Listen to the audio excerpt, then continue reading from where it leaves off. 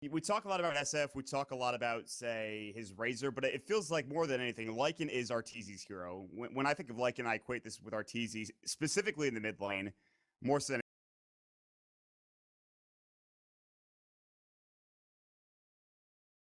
anything else. He's won so many games with this hero.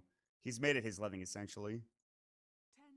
Yeah, and it's really important that they pick up the Axe in the same phase, too, because Axe is one of the best heroes against Lycan in general. Just because you instantly kill those wolves, basically, with level 4 counter helix. So you can never really attack Axe, and then just being able to keep... Like, Lycan, he actually doesn't have the highest HP pool Right. in the start, and he usually goes for a book early on. So, like, Treads, Vlad's, Midas if you want, and then Book. That's not a lot of HP items, so you can actually get that Culling Blade off very, very easily. So Axe is a very good hero against Lycan. That's why I said it's very important they picked up Axe in the same picking phase. So they pick up a Bristleback. It's pretty good against Lycan. It's a lot of physical damage if you get those quills stacked up. You can negate a lot of his armor with the viscous nasal goo. Like I mentioned, Axe is deceptively good against Bristleback just because you can make him face yourself.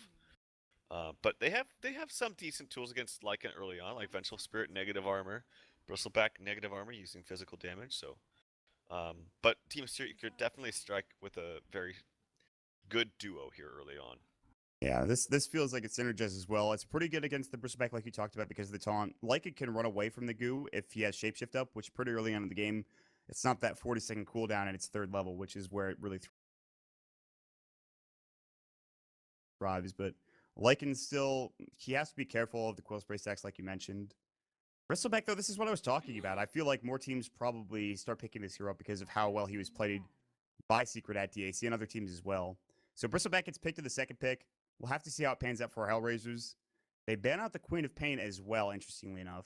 The question is, what do you put... I guess if Arteezy's playing the mid Lycan, which is a pretty good possibility, what do you give S4 in the safe lane?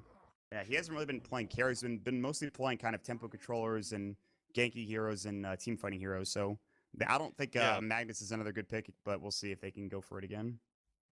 yeah, you don't really need Magnus with Lycan. It's not like boosting his damage and giving him, the cleave is that important. I still Yeah. don't think it's...